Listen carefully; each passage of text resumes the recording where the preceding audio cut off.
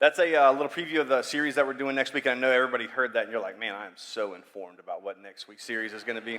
We're starting the series next week called Anchor, and this is kind of a precursor to that. But next week we're starting a series called Anchor, and the idea behind it is basically we live in a rapidly changing culture. It's continually changing, it's continually moving and shifting.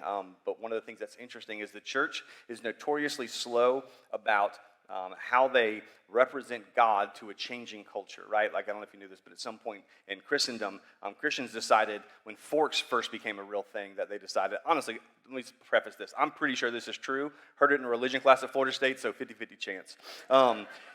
But that at some point, forks came out and they said, no, the church is hesitant towards forks because, God gave us fingers for a reason. It's like, yeah, I don't see you thinking we're not going to use toilet paper. We're using leaves. It's like, that's okay. It's gross. Anyways, that to say the church has always been very hesitant to how do we embrace change that's kind of the shifting surface that's up here, but at the same time stay anchored in who God has called us to be. And so we're going to unpack, honestly, I think a really important set of ideas for our church going forward. Because we are in an age of craziness, right? We're in an age of social media. We're in an age of cryptocurrencies and NFTs. And anybody on my, Bitcoin, Ethereum Classic, great day yesterday. Cool. All right.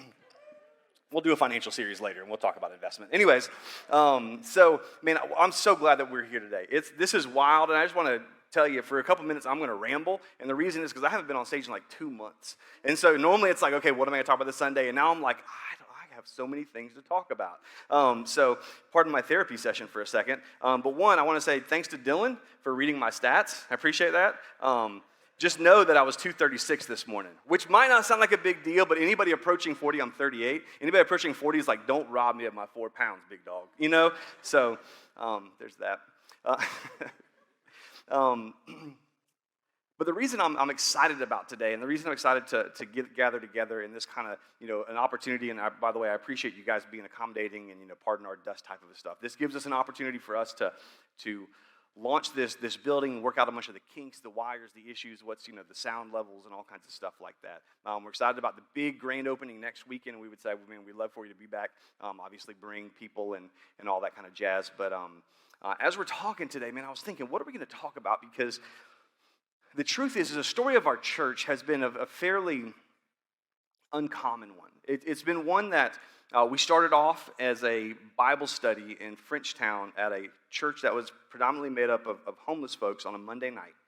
As we started meeting for Bible study and going through the book of Acts and saying, okay, what would a church look like in this day and age if we just had the awareness of Scripture and what the Bible said? What would that mean? What would that look like? What would that present itself like? How would that be different, or would it be different? And as we started to try to live that out, we went through this thing that I don't think any of us expected, which was first a big identity crisis. Because what seemed like the call of the church, was that we would be faithful to God, and we would be very benevolent or loving or serving of the community and the world and the people around us, right? Condensed, simply put, it's love God, love people. And you've probably all heard that before. Nobody's like, man, let me write that one down. I hadn't heard that. Wow, can you say that again? Wow. But this dynamic kind of idea for us was embodied in the love and the service to the marginalized. And we went through an identity crisis because we opened up our doors and we brought in young people. we thought we were going to bring in homeless people. And we're like, well, some of them, you guys act homeless around, the streets on Tennessee Street and stuff like that. So, no, the truth is that we just assumed that we were going to attract the people that we felt called to serve until we came to grips with the fact that it was never about who to attract, but who to serve with whoever attracted.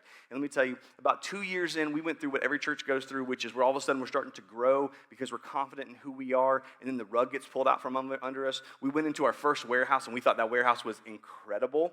It was about 2,500 square feet, right? It's like the size of 3 of our kids' classrooms combined. I'm not going to tell you some of the stories that happened there, but there were rats at different point in time, which no one knew about. We're like, that kids' ministry place is closed today. It's not happening right now, by the way. But that to say is we went through a process where all of a sudden man, we started to grow like crazy.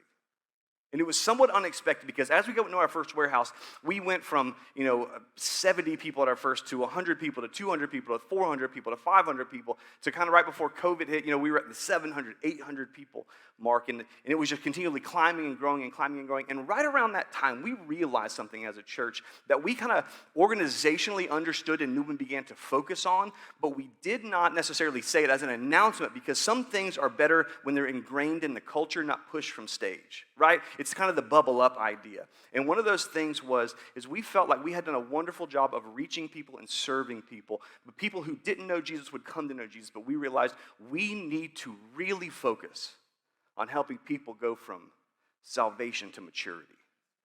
No faith to faith. It felt like we were just excelling at that. But faith to maturity, which is funny because that's the part that almost all churches do well, right? Like you've been around a church and it's like Shadyville Baptist Church, Third United Methodist Church, the next non-denominational church down the road, which really just means it's a Baptist church with a non-denominational clothing on, right? Like belief to maturity, that's what we do well in churches. In fact, one of the things that we really didn't do well was, as a church as a whole, but we did, was young people. And we realized, man, it was never about who we were going to attract, but with whoever was a part of our church family, that we would love and serve the community around us. We realized, man, we really need to focus on growth, on discipleship. In our groups ministries, our discipleship ministries, those things have just taken off and gone through the roof over the last couple of years. And so today what I want to talk about specifically is organizationally. And I say this because this is somewhat like of an insider conversation. So the good thing is that if this is your first time here, this is actually a great Sunday because you're going to get a little peek behind the curtains of where we've been and where we're going. But I want to talk about, because of the fact that we had a big growth trajectory and we kind of paused for a second to focus on maturity, to focus on systems, to focus on infrastructure, because the reality is, and anybody who runs a big organization, you know this, that there comes a point in any organization where growth grows, and it's just chaos and chaos and chaos and chaos. But at some point, if you don't institute systems, structure, infrastructure, and belief to maturity, what ends up happening is it becomes very difficult to be repeatable. And repeatable isn't just like, oh man, I can't wait. You know what I want to be with my life? I want to be repeatable. Right? No one woke up this morning and be like, I can't wait to repeat things, right? But here's why that's important. Because when someone fills out a new person card, what happens with that person happens in a vacuum. In other words, if we don't follow up, contact, say, how can we love, help, and serve you? How can we get you connected if you would like to? If somebody wants to get connected, but that falls through the cracks and we don't have a system to make that repeatable, then the truth is it looks like we just don't care. And we do. But with that comes a temptation. With that comes a tendency. And I just kind of want to tell everybody, this is where we're going as we're launching into this kind of new building, this old building that's kind of in a new way. It's kind of like Nehemiah. Is it old news, new news in a new way? Anyways, if you weren't here for that series a summer ago, which most of you weren't. Anyways, here's why I say that. There's a temptation as it relates to churches who are good at taking people from belief to maturity, and that's to be very self-focused to the dismissal of what I would call authentic relationship with Jesus, or the authentic expression of a relationship with Jesus. You see, in the life cycle of any organization or any group of people, there's an acclimation process, there's a growth process, but then there's market saturation and there's maturity that happens. And when that happens, we begin to be, as a church, very self-focused. I'm going to tell you what I mean by that, but I actually just want to read it to you. Because this is what happened in the nation of Israel. Before Jesus walked on planet Earth, the nation of Israel were God's chosen people. They were the God squad in the Old Testament. And as the God squad of the Old Testament, they had a long, kind of checkered history with God. Times that they were faithful, times that they were wildly unfaithful. Times that they said, God, we're all about you. Times that they say, basically, God, who are you? Honestly, not too different from us. And so as they would go on, God would correct them. And we're going to read one of the corrections that God has for them. It's in Isaiah chapter 58. Isaiah is prophesying. Prophesying is God saying, this is a message I have for the people through a person. And so the prophet Isaiah says this in Isaiah chapter 58, verse 2. He says this. He says, "Yet they seek me daily, and they delight to know my ways." Talking about the nation of Israel. He says, these people on the surface, man, it looks like they seek me daily. It looks like they're all saying, God, where are you? We want to see you. We want to see you move. We want to see you do something. We want to see you move in our city. It seems like they seek me daily. And they delight to know my ways, as if they were a nation that did righteousness and did not forsake the judgment of their God. He says, and they look around and they, it just seems like they are God-fearing people. It seems like they want to know, God, what is your will for my life?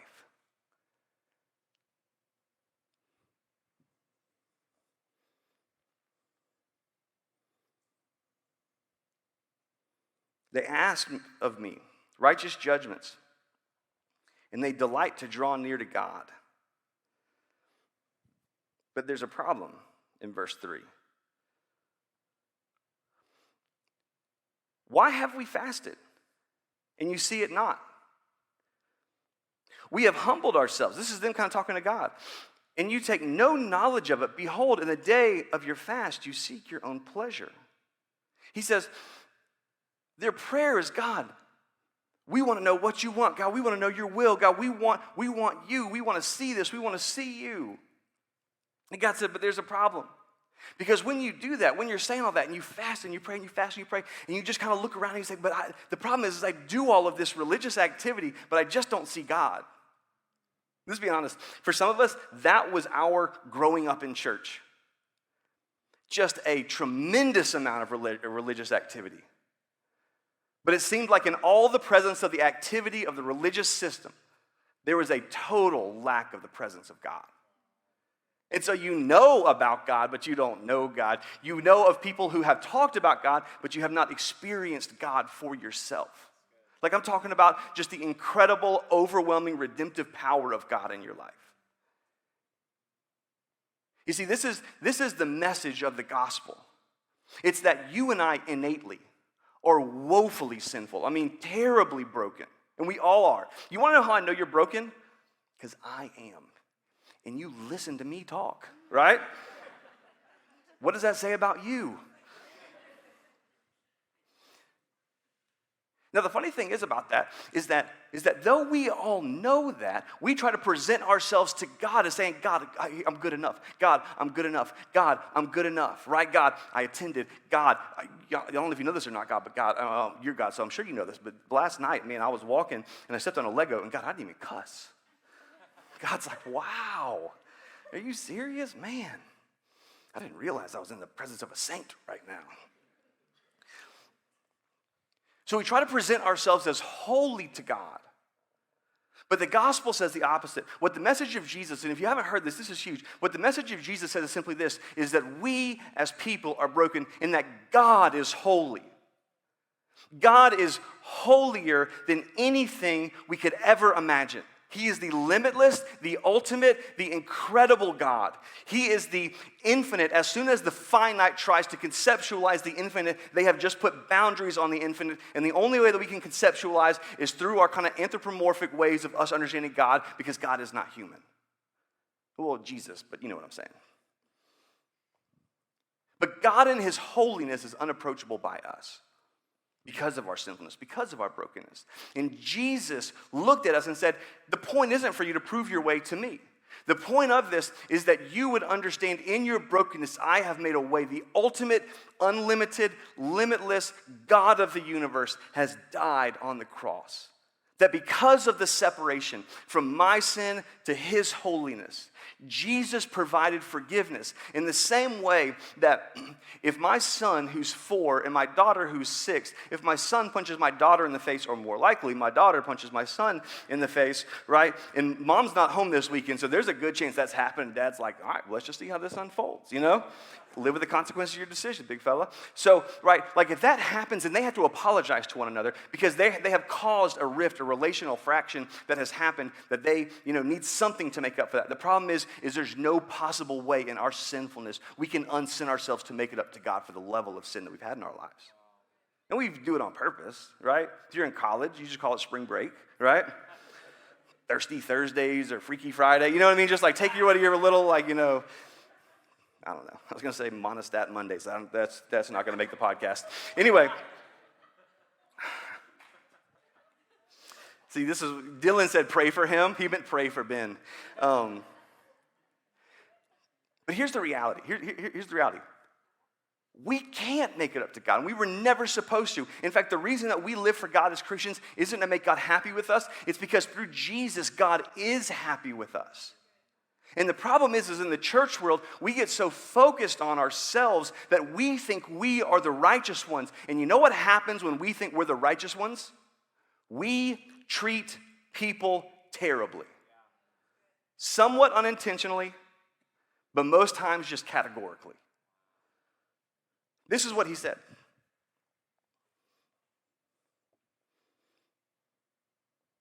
Somebody just texted me and said Monostat Monday. The bunch of the problem is we only have one service this week too, right? So it's not like on the podcast we're like, oh, we didn't say that. Anyways, he says, behold, you fast only to quarrel and to fight and to hit with a wicked fist. Fasting like yours this day will not make your voice heard on high. Sorry, I missed the end of verse 3 where it says, behold, in the day of your fast, you seek your own pleasure and you oppress all your workers.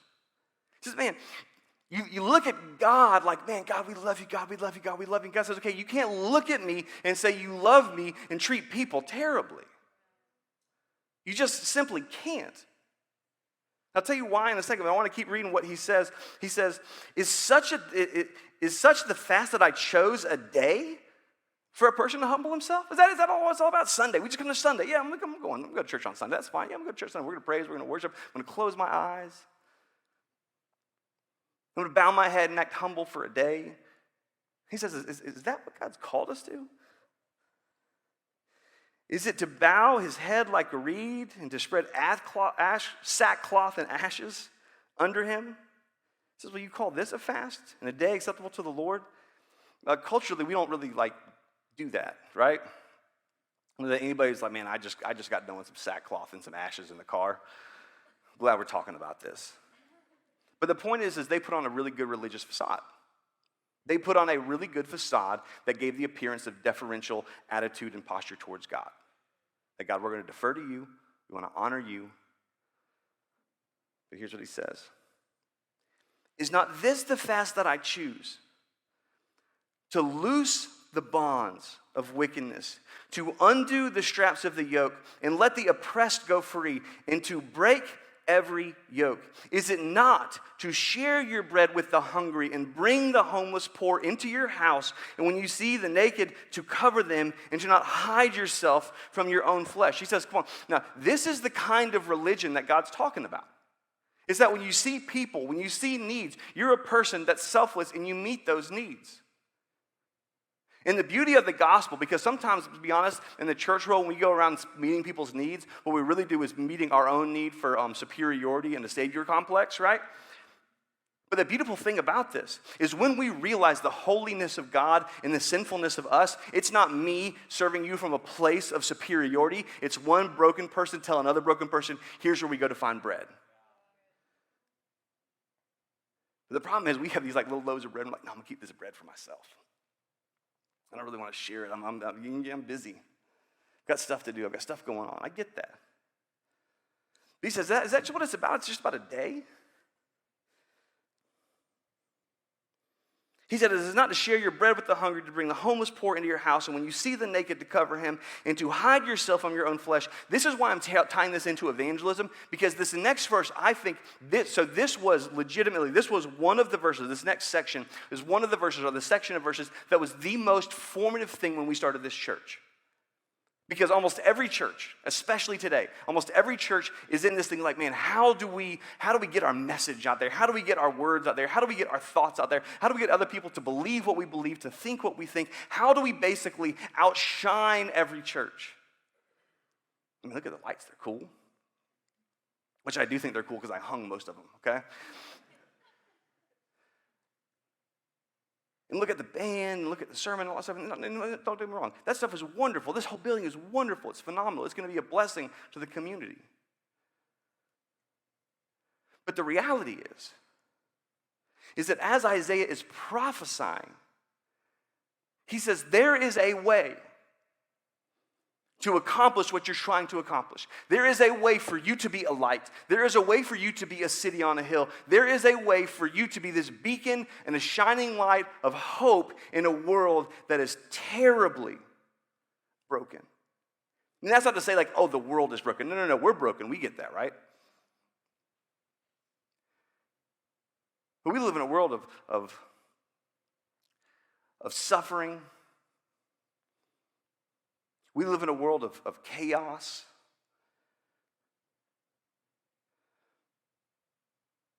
We live in a world of other countries of incredible poverty. We live in a world, and some in our country, of incredible poverty.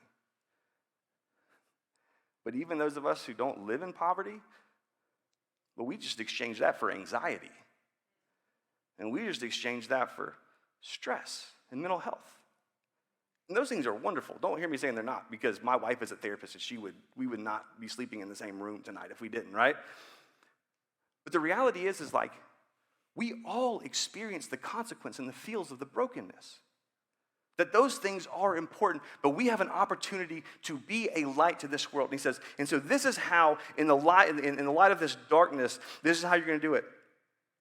That when you see the naked, to cover him, to not hide yourself from his own flesh, then shall your light break forth like the dawn, and your healing shall spring up speedily. Your righteousness shall go before you, and the glory of God, of the Lord, shall be your rear guard. He says, here's what you do. When you spend yourselves, he says, when you do that, your light is going to shine, verse 9. Then you shall call on the Lord, and he will answer. You shall cry, and he will say, here I am. In other words, this whole time that I've been praying, it just feels like it's bouncing off the walls. God hears it. God sees it. God says this matches what you're actually doing with your life. And if you take away the yoke from your midst, the pointing of the finger and speaking wickedness, if, contingent clause in this sentence, if you do this, if you pour yourselves out for the hungry and satisfy the desire of the afflicted, then your light will rise in the darkness and your gloom will be as the noonday. He says, this is how you get the light to shine. You focus not on yourself. You focus on the needs of other people, the poor, the hungry, the widow, the orphan. You focus on the kid who lives in South City, who is trying to do all kinds of stuff to try to fill different voids and holes in his life, just like we are, who's at some strategic disadvantages. And you see that kid and you join the Hope program and you just mentor and love and you serve that kid. You join one of the phenomenal nonprofits that we have going around and you say, man, I want to love and I want to be there and I want to serve and I want to help you. You want to know why we put so much of an emphasis on serving on Sundays? Let me let you in on an insider secret. It has nothing to do with serving on Sundays. It's because when we're together, we model what's important to us. Do you know that? Just like you at home. You can't expect your kids to have good manners if you don't have good manners. And so if we don't model, man, we want to go out of our way to add value, to love, and to serve the people around us when you come on Sunday. Well, then how can we expect that to go forth? And over the next couple of weeks, again, we're going to talk about a lot of like the unpacking of the specifics of this for us. But he says, this is what you do. You spend yourself on behalf of the poor and of the needy. You live a life that's not about yourself. That's a reflection of the fact that God did this for you. God did this for us. God did this for me. What did you say? I'm glad you said that. Like sometimes, is that Dev? Yeah, sometimes you talk back and I'm like trying to not say it, but yeah. Because I'm always like, yeah, what he said, and then he's like, bro, you can't do that all the time. I'm going to stop doing it. And I'm like, all right, well, just keep doing it, just talk back a little bit. And then I was like, no, that was a sentence, okay?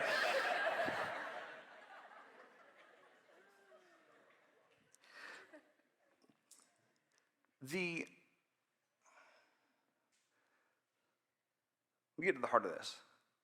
There's two big kind of directional things for us.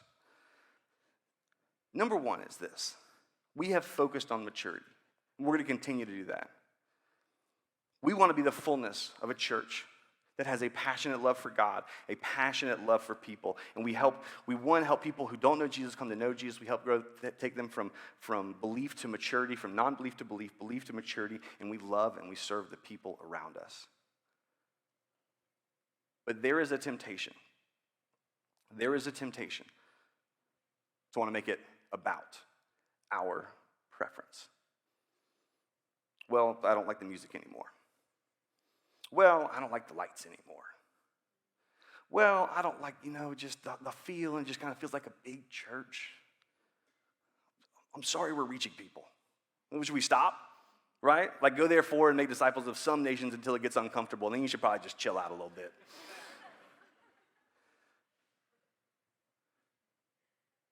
Like, there were these people, like, throughout Scripture, they were just so focused on loving and serving people. They were just so focused around, man, we're going to meet the needs of the community around us. This is what the early church did, that as they spent themselves on the poor, on behalf of the poor and needy, you know what happens when we do that? You know what happens when we actually love and serve the people around us? The world actually believes that we believe what we're saying. We spent this whole time saying, okay, it's about a God who loved, a God who served, a God who gave. But I'm only going to love and serve and give so long as you're like me.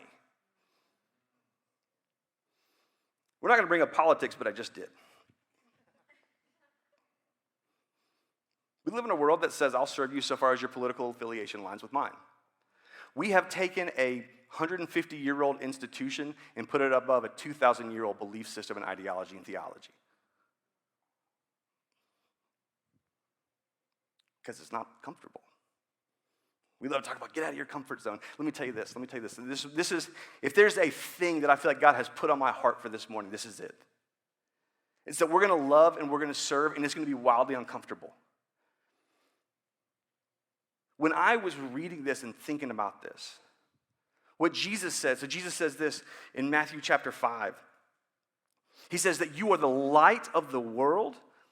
A city on a hill cannot be hidden, nor do people light a lamp and put it under a basket, but on a stand to give light to all in the house. In the same way, here's how you let your light shine. Let your light shine before others so that they may see your what? Good works. Not your biased works, not your preference towards what you think your works ought to be and the things that make you comfortable towards work. He says, no, that they may see your good works and they turn your praise to your Father in heaven. No one's praising a Father in heaven because people are doing what everybody else does that you don't need Jesus to do, which is just align with your preference, right? Here's what we need to know. And here's why I say this. Let me just tell you. If I don't run some people off today, then I don't know what I can do, okay? But this is kind of my goal. Here's the thing. Many of us have been sold a Jesus who's a used car salesman, saying, please come by. He is an infinite, ultimate God who is to be submitted to regardless of my preference.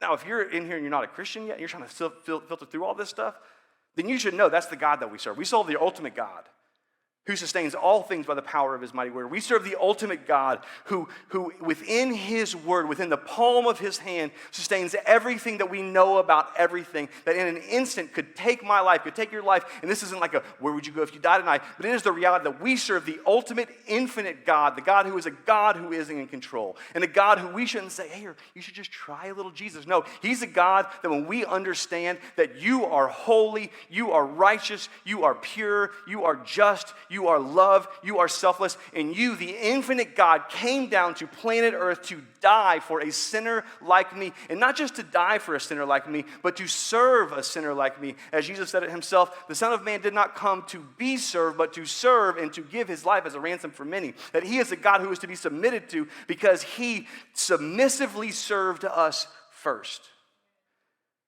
And if the God of the universe is not above putting his preference, which I'm guessing would have been heaven.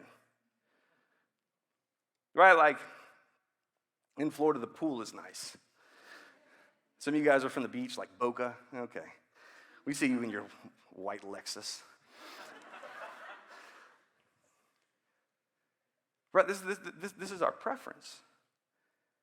Jesus laid all of that aside to love and to serve the people around him.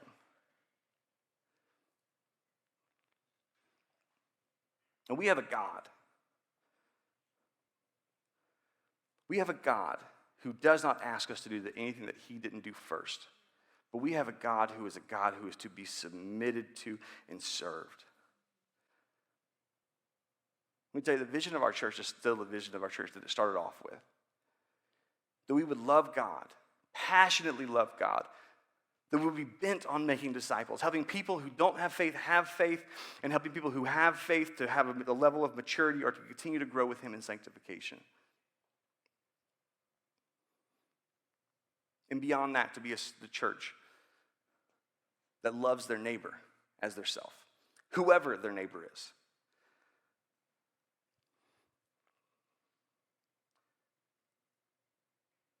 Here's what I've found. Christians love to talk about this until they actually have to do it. We love the idea of it, right? It's like eating healthy.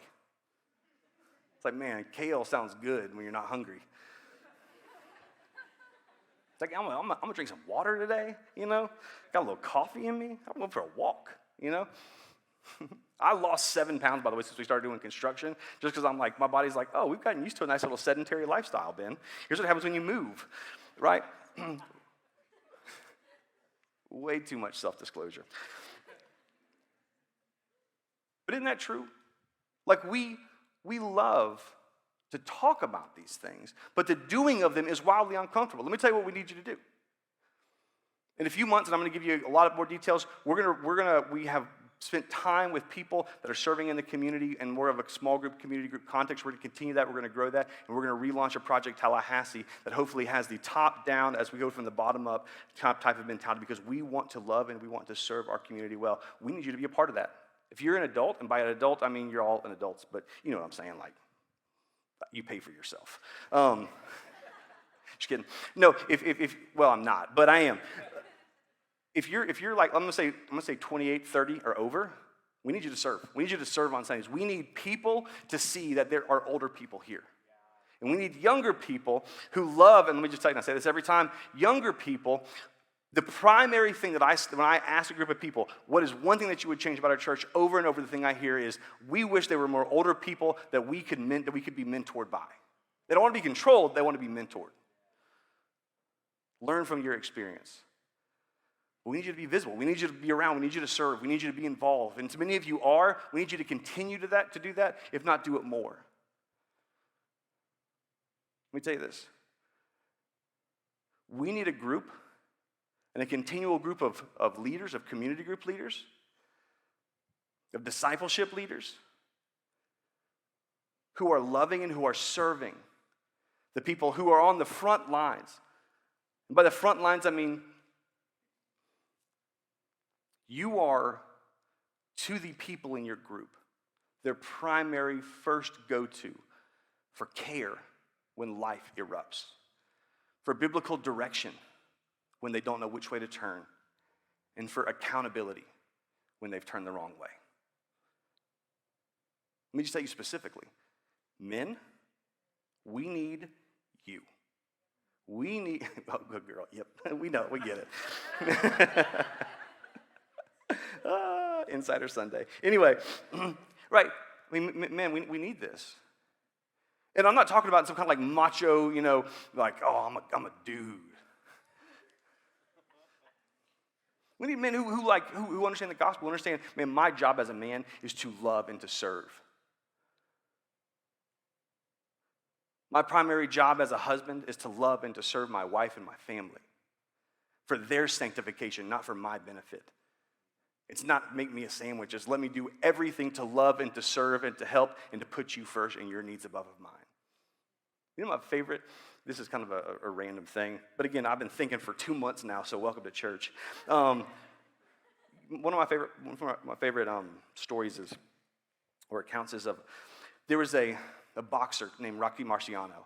If you know Rocky Marciano, he was undefeated. This was back in the day when it was just like boxing. You would just get bloody. It was the real deal. And they said Rocky Marciano, he was undefeated. There was one time when he had a cut. He was about to. The ref said, "You got one more round. If you're bleeding too much, if you don't, do something, that I'm going to call it." He said, "Okay." The guy put his arms up, so he knew he had one more round. He broke both of the guy's arms, and knocked him out in that round.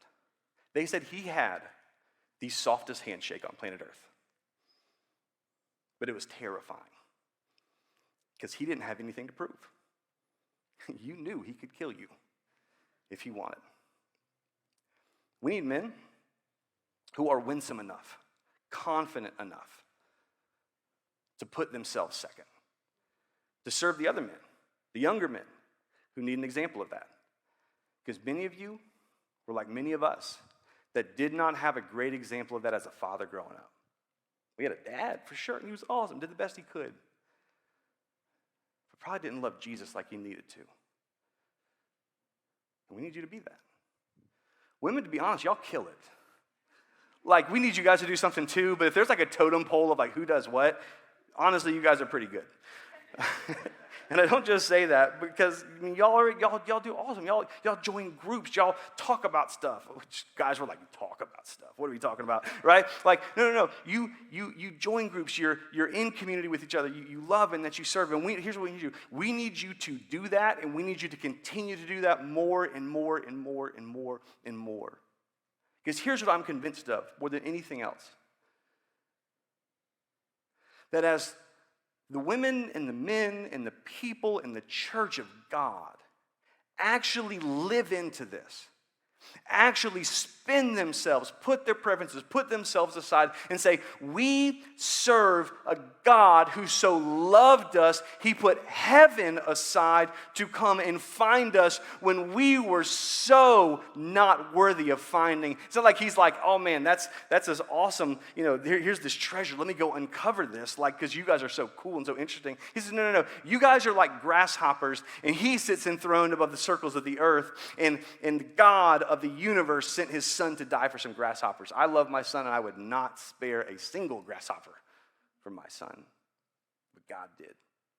And people who get that, people who say, God, because you have done that for me, I'm going to do the same thing. People who love, people who serve, people who, whether it's through the church, whether it's through nonprofits, whether it's through ministries that we have, whether it's through just, you go and you love and you serve and you foster. You love and you go and you serve and you adopt. You love and you go and you serve and you do whatever it is that God has called you to do. Here's what I know. We cannot stake this church on the coolness of our ministry, but it must be on the presence of God, the gospel of Jesus, and the love and the service to the world around us. And if we don't do that, we will be an incredibly mediocre church. Some of you guys thought I was going to say, oh, we're going to die. No, we'll be fine. To be honest, look, honestly, how many churches are there like that, right? They're still open. So if it was about staying open, congratulations, we're open. If it was about getting big, congratulations, we're big. We want to love and serve and reach people in the name of Jesus and reflect who he is. A God who loves, a God who serves, a God who gives, a God who gave, a God who sacrificed. Let me ask you this. I'm just going to close with this, and this will be case in point. If you're in here and you're struggling with faith, if you're in here and you're not really sure where you are and what you believe, here's my guess, and I don't know you, or maybe I do, but here's my guess about your story. Somewhere along the way, what got in the way of Jesus was not Jesus. It was the people of God. What got in the way wasn't that you read this document that said there's a God who loves you, who gave everything for you. We didn't deserve it. Nah, I don't want that. It was a bunch of people who usually get in the way. And let me tell you, because of our brokenness, we're never going to get this perfect. But I want to be a part of a church who loves the process of pursuing that, of pursuing him, and who embodies him. And that when people interact with the followers of Jesus, they say, that's different. If you're not a Christian, here's my question to you. How much differently would you think about God if people who said that they followed Jesus actually did this? If they just weirdly disagreed with people, but selflessly, sacrificially loved and served them regardless. In a way that was inexplicable. Didn't make sense. Why would they do that? If instead of seeing the church, you didn't see hypocrisy, you saw integrity. Instead of seeing people who honestly, and especially in the church world, create this sense of ego and self-righteousness, saw humility and service. But not in a way that they actually thought less of themselves, It's better than that. In a way that they realize the value that they have because of who God is and what God did for them and for us. My guess is that if you saw Christians who actually did this, you would perhaps be more interested in becoming a Christian. I'm just going to dare to say, you'd probably be open to Jesus. Perhaps the reason that you're here is because you experienced somebody like that. In a sea of mediocre Christianity, you met somebody who was different. You met somebody who embodied Isaiah. You met somebody who, I'm just going to read this verse and then we're going to close. If you pour yourselves out for the hungry, like Jesus did, and satisfy the desire of the afflicted, like Jesus did, then shall your light rise in the darkness like Jesus did, and your gloom be as the noonday. I want to be a part of a church who is fiercely devoted to loving God, making disciples, and being great neighbors, and serving the needs of the poor and the widow and the orphan. A church who looks like Jesus. That is the direction of our church. That is where we're headed. At times it's going to be uncomfortable, but I don't care. At times you're going to want to push back, but I don't care. The greatest thing that we can do is to be a representation of who Jesus is to the world around us, and that is going to be terribly uncomfortable. But the group of people that changed the world was always a group of people who did it anyways because they realized that's what God did for us. Let's pray. Jesus, I ask and I pray. I know that I struggle to embody the things that we just talk about. I know that we all struggle to embody the things that we just talked about. But God, would you help us? Would you make us into a group of people who pours themselves out? Would you make us into a group of people who loves and who serves? And would you help people to see that all over our city, all over the state, perhaps all over the world? Would you help people to see that, the way that we love, the way that we serve, and not see us and think, man, those people are cool, but that they would turn and God praise you, our Father in heaven, that our light would shine at the noonday, that you would make us a city on a hill. God, I pray for the future of our church, for the now of our church, for the people of our church, that you would make us into a group of people who are so obsessed with you, Jesus, that we are transformed into your likeness and we are uncomfortable. But God, good grief, were you uncomfortable on the cross? But that we would lay down our lives for the most important thing we could ever lay our lives down for, which is for the glory of God, the service of the people of God, the love of our neighbor, and salvation to the nations.